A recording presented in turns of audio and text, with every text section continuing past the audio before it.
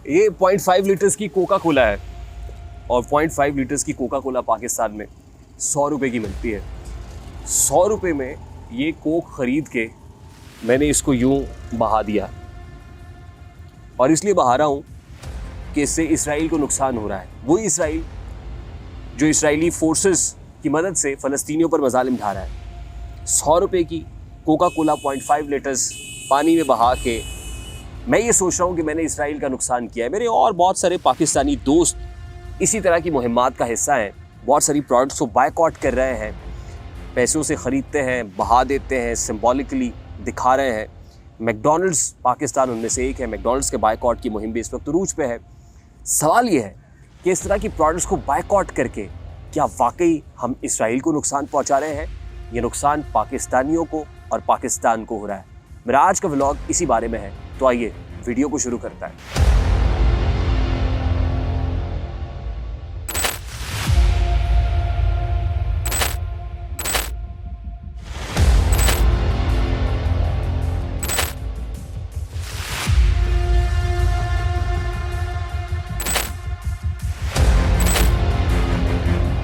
अस्सलाम वालेकुम मेरे सादा से पाकिस्तानियों, मेरा नाम रेहान तारिक है और आप मेरा यूट्यूब चैनल और फेसबुक पेज देख रहे हैं।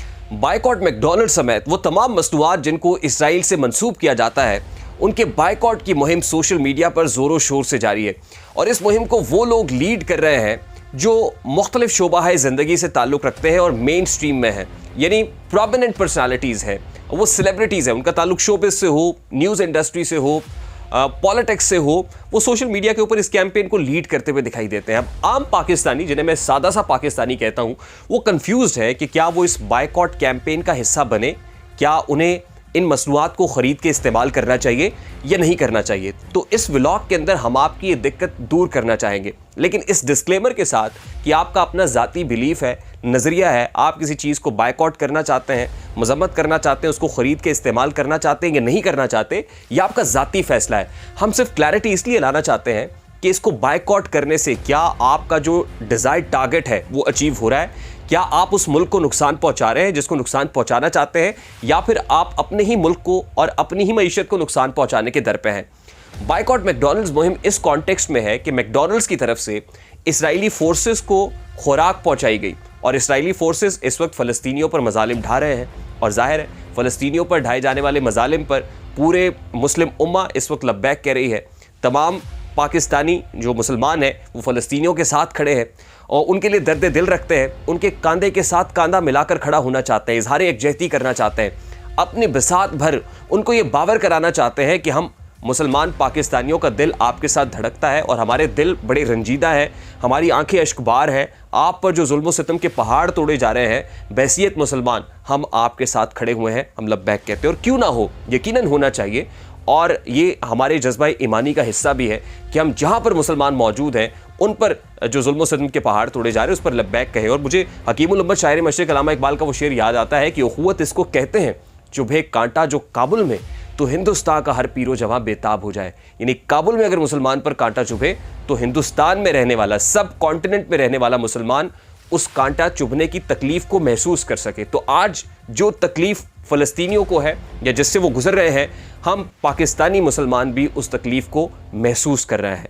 अच्छा, अब मैकडॉनल्ड्स के बायकॉट की मुहिम की तरफ बढ़ते हैं। गुज़श्ता रात मेरा इत्तफ़ाक़ हुआ कि मैं मैकडॉनल्ड्स के मेन बुलेवर्ड लाहौर में वाक़ फ्रेंचाइज़ में गया। मैं इसको फ्रेंचाइज़ कह रहा हूँ, ये फ्रेंचाइज़ी कॉन्सेप्ट भी आपको समझाने की कोशिश करता हूँ। जब मैं उसकी पार्किंग में गया तो अमूमन तो उस पार्किंग में खिड़की तोड़ रश होता है, यानी खचाखच गाड़ियों से भरी होती है, पार्क करने के लिए जगह मौजूद नहीं होती। बाज़ औक़ात आपको वेले वाले को अपनी चाबी देनी पड़ती है कि यार इसको पार्क कर दें।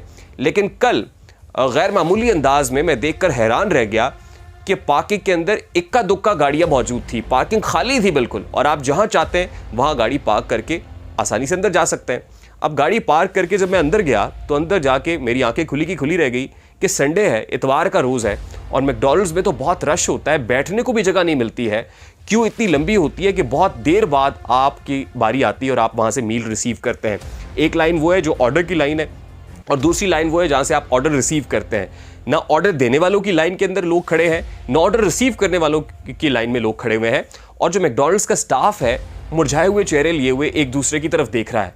यानी वो स्टाफ जहाँ कान पड़ी आवाज़ सुनाई नहीं देती थी, अब वो आपको सर्व कर रहा है, आपके लिए मौजूद है। तो फिर फौरी तौर पर ज़हन में क्लिक हुआ कि असल में ये बायकॉट मैकडॉनल्ड्स कैंपेन की वजह से है कि लोग मैकडॉनल्ड्स का रुख नहीं कर रहे हैं। और लोग ये समझते हैं कि मैकडॉनल्ड्स क्योंकि इसराइली ग्रुप है या इसराइली कंपनी है, अगर यहाँ पर इसको बायकॉट किया जाएगा तो माशी तौर पे हम इसराइल को नुकसान पहुँचा सकेंगे। ये सारा मुद्दा क्या है मैं आपको समझाने की कोशिश करता हूँ, लेकिन हिस्ट्री में जाना इसलिए इंपॉर्टेंट है, माजी करीब में जाना इसलिए इंपॉर्टेंट है कि ऐसी मुहिम्मात का हिस्सा हम पहले भी बने हैं और हमने अपना नुकसान कैसे किया है। फॉर एग्जाम्पल 2006 में डेनमार्क के चार्ली एब्डो ने, आपको याद होगा कि नामूस रिसालत सल्लल्लाहु अलैहि वसल्लम पर हर्फ आया था जब खाके छाप दिए थे, और उन खाके छापने की वजह से हमने बहुत सारी चीज़ों का बायकॉट किया। उनमें मॉल रोड के ऊपर KFC की एक ब्रांच थी और मैकडॉनल्ड्स की ब्रांच थी, उन दोनों में तोड़ फोड़ की, उसे जितना नुकसान पहुंचाया जा सकता था पहुंचाया गया। KFC तो कुछ सालों के बाद वहाँ रिवाइव हो गया, लेकिन मैकडॉनल्ड्स ने दोबारा मॉल रोड का रुख नहीं किया। आज भी अगर आप मॉल रोड पे चले जाएं, जिसे शाहराह कायद-ए-आज़म कहते हैं, तो वहाँ पर आपको मैकडॉनल्ड्स नज़र नहीं आएगी। उसके अलावा आपको याद होगा कि YouTube का हमने बायकॉट किया और YouTube को पाकिस्तान ने बैन किए रखा, यानी YouTube पाकिस्तान में ओपन नहीं कर सकते थे, और इस बैन को पाकिस्तान पीपल्स पार्टी जैसी हुकूमत भी लिफ्ट नहीं कर सकी 2012 में। फिर 2013 में पाकिस्तान मुस्लिम लीग नून की गवर्नमेंट आती है तो YouTube पे से बैन को लिफ्ट किया जाता है और YouTube पाकिस्तान वर्जन निकाला जाता है कि जिसमें पाकिस्तान का एटलीस्ट ये कंट्रोल हो कि ये जो ऐसा कॉन्टेंट है जो कम से कम किसी के रिलीजियस सेंटिमेंट्स को मजरू करता है, तो ऐसा कॉन्टेंट वहाँ पर पब्लिश ना हो। अब ये बहुत अच्छी बात थी, लेकिन जब तक हमने YouTube का बैन रखा, वो दौर था कि जिसमें इंडियंस, जिसमें पूरी दुनिया के जो ब्लॉगर्स हैं वो अपने कंटेंट को मोनेटाइज कर रहे थे। YouTube से ना सिर्फ एजुकेशन ले रहे थे, बल्कि YouTube पर अपना कंटेंट पब्लिश करके उससे बहुत सारा रेवेन्यू अर्न कर रहे थे, कमा रहे थे। हम इस दौड़ में बहुत पीछे रह गए। इसी तरह हमने KFC और मैकडॉनल्ड्स की ब्रांचेस की तोड़फोड़ तो की, लेकिन अल्टीमेटली नुकसान हमने अपना किया, क्योंकि हम लोगों ने इन्वेस्टर्स को डराने की, उनको भगाने की भरपूर कोशिश की। अब मैकडॉनल्ड्स पाकिस्तान का जो मॉडल है, जिस मॉडल पे वो पाकिस्तान में ऑपरेट करते हैं, मैकडॉनल्ड्स पाकिस्तान, यानी ये फ्रेंचाइजी मॉडल है। McDonald's is basically based in America. ये अमेरिका के अंदर रजिस्टर्ड कंपनी है और इस कंपनी का ऑपरेटिंग मॉडल ये है कि मुख्तलिफ ममालिक के अंदर ये फ्रेंचाइजेस देते हैं। मैकडॉनल्ड्स सबसे पहले पाकिस्तान में 1998 में आई और उस वक्त इस फ्रेंचाइज को खरीदने वाला लेक्सन ग्रुप था। लेक्सन ग्रुप बहुत बड़ा ग्रुप है। लेक्सन टोबैको आपने सुना होगा। लेक्सन ग्रुप के को फाउंडर सुल्तान लखानी हैं। सुल्तान लखानी वही हैं जो एक्सप्रेस अखबार को और एक्सप्रेस टीवी चैनल को भी ओन करते हैं। यानी एक बहुत बड़ा ग्रुप है जो मैकडॉनल्ड्स पाकिस्तान की फ्रेंचाइज लेने में कामयाब हुआ। सुल्तान लखानी सेनेट के अंदर बतौर सेनेटर 1994 से 1998 तक सेनेटर भी रहे हैं। तो सुल्तान लखानी ग्रुप इसको ओन करते हैं। सीज़ा फूड के नाम से इनकी एक सब्सिडरी है लेक्सन ग्रुप की ही, जो मैकडॉनल्ड्स को देखती है, यानी फूड की डोमेन के अंदर सीज़ा ग्रुप जो है वो इस मामले को देखता है। और सुल्तान लखानी आज तक इसको ओन करते हैं। इन्होंने फर्दर किसी को फ्रेंचाइज नहीं दी, यानी पाकिस्तान में अगर कोई और फ्रेंचाइज खरीदना चाहता है तो सुल्तान लखानी साहब ने इसको फर्दर सबलेट नहीं किया है, बल्कि मैकडॉनल्ड्स के साथ इनका बराह रास्त रब्ता हुआ। और जब आप किसी से फ्रेंचाइज लेते हैं तो उसमें ज़ाहिर है जो उनके मॉडल्स होते हैं, यानी कि फूड कैसा होगा, मशीनरी कौन सी लगी हुई होगी, वहाँ पर ऑपरेशंस कैसे होंगे, स्टाफ कैसा होगा, लिबास कैसा होगा, लोगोज कैसे होंगे, ब्रांडिंग कैसी होगी, ये ब्रांडिंग सारी की सारी वो आपको मेन जो पेरेंट ग्रुप है, आप दुनिया भर में कहीं भी चले जाएं, मैकडॉनल्ड्स आपको मोर और लेस इसी ब्रांड के साथ कि बहुत बड़ा M लिखा हुआ है, उसके अंदर जो कलर स्कीम है वो सिमिलर दिखाई देगी, उसके अंदर जो मेन्यूज़ हैं पूरी दुनिया के अंदर आपको सिमिलर दिखाई देंगे। अब जब आप किसी से फ्रेंचाइजी लेते हैं तो आपका जो मेजर जो शेयर होता है वो आपके पास जाता है। फॉर एग्जांपल 95% जो शेयर है वो लखानी ग्रुप या लेक्सन ग्रुप के पास है, जबकि रॉयल्टी यानी फ्रेंचाइज लेने की जो रॉयल्टी है, रॉयल्टी फ़ी की मद में 5% जो है आप मेन ग्रुप को, जो मैकडॉनल्ड्स है, जो अमेरिका के अंदर बेस्ड है, कंपनी रजिस्टर्ड है, इसकी रॉयल्टी 5% है और तकरीबन 5% जो है आप अमेरिका में भेजते हैं। Rest of the 95% is owned bye Lakhani group या लेक्सन ग्रुप या सीज़ा फूड जो उनकी सब्सिडरी है। तो आप समझे कि असल में ये लेक्सन ग्रुप ओन करता है, बिजनेस करके जो रेवेन्यू अर्न करता है उसका जो मेजर चंक है, मेजॉरिटी ऑफ द चंक 95% ये पाकिस्तान में रहता है, पाकिस्तान से बाहर नहीं जाता। और कोई भी इंटरनेशनल चेन, मल्टीनेशनल जब पाकिस्तान में आएगी तो जाहिर है वो ऐसा नहीं होगा कि यहाँ पे काम करेंगे और सारे का सारा पैसा वो बाहर ले जाएंगे। ऐसा करने की पाकिस्तानी कानून भी इजाज़त नहीं देता है। तो मैकडॉनल्ड्स एक फ्रेंचाइजी मॉडल है और मैकडॉनल्ड्स पाकिस्तानी आदमी ओन करता है, वो बिजनेस करता है और वो पैसा पाकिस्तान के अंदर रहता है। दूसरी इंपॉर्टेंट चीज़ यह है कि जो मल्टीनेशनल ब्रांड होता है इतना बड़ा, उसके अंदर एक CSR फंड होता है, कॉर्पोरेट सोशल रिस्पॉन्सिबिलिटी फंड, यानी कम्युनिटी को आप कैसे सपोर्ट करते हैं। तो कम्युनिटी को सपोर्ट करने के लिए फॉर एग्जांपल कोई डिज़ास्टर आ गया है, कोई नेचुरल कैलामिटी आ गई है, फ्लड्स आ गए हैं या जलजिला आ गया है, अर्थक्वेक आ गया है, लोग उससे बैडली अफेक्टेड है, इसी तरह कोई पैंडेमिक आ गया है, तो इस दौरान मैकडॉनल्ड्स पाकिस्तान अपने CSR फंड्स में से ये उस पर बाइंडिंग है कि वो लोगों के ऊपर खर्च करेगा, यानी जो पैसे कमा रहा है वो लोगों के ऊपर इन्वेस्ट भी कर रहा है। अब ज़रा आपको इजराइल लिए चलते हैं। इसराइली मैकडॉनल्ड्स ने इसराइली फोर्सेस को जो खाना डिस्ट्रीब्यूट करना शुरू किया, वो क्यों किया? वो यकीनन अपने CSR फंड में से किया, जो उनका कॉर्पोरेट सोशल रिस्पॉन्सिबिलिटी फंड है। और मैकडॉनल्ड्स इसराइल, जैसे पाकिस्तान के अंदर McDonald's Pakistan is owned by a Pakistani, इसी तरह मैकडॉनल्ड्स इसराइली बंदे की तरफ से ओन किया जाता है, ये उनकी कंपनी ओन करती है और वो रॉयल्टी जो बनती है अमेरिका में भिजवाते हैं और rest of the share is owned by the Israeli company.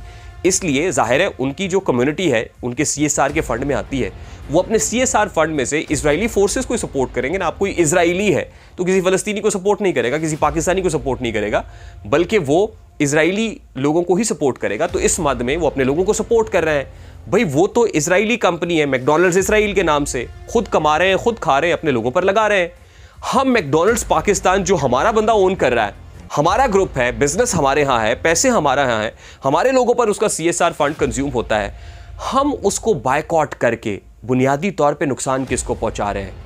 Israel का कोई ना कोई स्टेक है इसके अंदर? बिल्कुल नहीं है। ये तो अमेरिका के अंदर बेस्ड रजिस्टर्ड कंपनी है, अमेरिका को 5% जाता है इसका, और अमेरिका ज़ाहिर है इसराइल नहीं है, इसराइल को सपोर्ट ज़रूर कर रहा है, 5% रॉयल्टी जा रही है, 95% पाकिस्तान के अंदर है। तो अल्टीमेटली हम लेक्सन ग्रुप को नुकसान पहुँचा रहे हैं, पाकिस्तानी ग्रुप को नुकसान पहुंचा रहे हैं। अगर ऐसा ही होता रहेगा तो इन्वेस्टर भाग जाएंगे। जैसे मैंने आपको कहा कि मॉल रोड के ऊपर मौजूद मैकडॉनल्ड्स की ब्रांच को आपने इतना तबाह बर्बाद किया कि उसके बाद मैकडॉनल्ड्स ने वहां जाने का सोचा भी नहीं। और मैकडॉनल्ड्स एक उस तरह से काम नहीं करता है जैसे KFC की बहुत सारी ब्रांचेज है। मैकडॉनल्ड्स बड़ा लिमिटेड काम करता है और क्वालिटी काम करता है, और इस बात के मोतरफ वो सब लोग हैं जो मैकडॉनल्ड्स खाते हैं। अब ये फैसला आपके ऊपर है कि आपने मैकडॉनल्ड्स पाकिस्तान को बायकॉट करके पाकिस्तान का नुकसान करना है, या आप समझते हैं कि नहीं, इससे इसराइल का नुकसान हो रहा है। तो मैंने आपको बता दिया कि इसमें इसराइल के कितने स्टेक्स और कितना नुकसान हो रहा है। इसी तरह से स्टार्ट में मैंने आपको बताया कि पेप्सी को या फिर कोका कोला, ये दोनों बेवरेजेस है, ये दोनों कंपनीज अमेरिका के अंदर बेस्ड है। और अमेरिका, अगर आप इसकी हिस्ट्री में जाएं तो ये 18th सेंचुरी से, यदि ऑलमोस्ट 1868 से चल रहा है।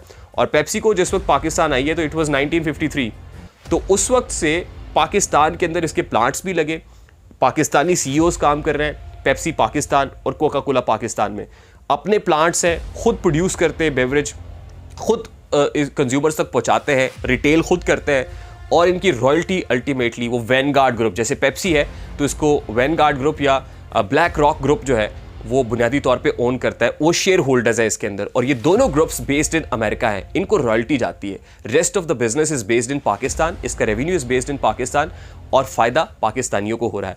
अब ये आप पे मुनसर है कि 2006 की तरह इब्तदाई इस सदी की इब्तदाई दहाई के अंदर जिस तरह आपने मुख्तलिफ प्रोडक्ट्स को बायकॉट करके अपनी मईशत का भट्टा बिठाया, नुकसान पहुँचाया, अगर आप इसी तरह अब भी अपनी मईशत को नुकसान पहुँचाना चाहते हैं तो बिल्कुल कीजिए, बिल्कुल बायकॉट करें। लेकिन अगर आप थोड़ा सा ज़हन से काम लेके स्टेटिस्टिकली देखना चाहते हैं कि नुकसान किसका हो रहा है, तो हमने चंद आदाद-ओ-शुमार आपके सामने रखने की कोशिश की है। फैसला आप पे है। मुझे रेहान दारी को इजाज़त दीजिए, अपना बहुत सारा ख्याल रखिएगा। अस्सलाम वालेकुम।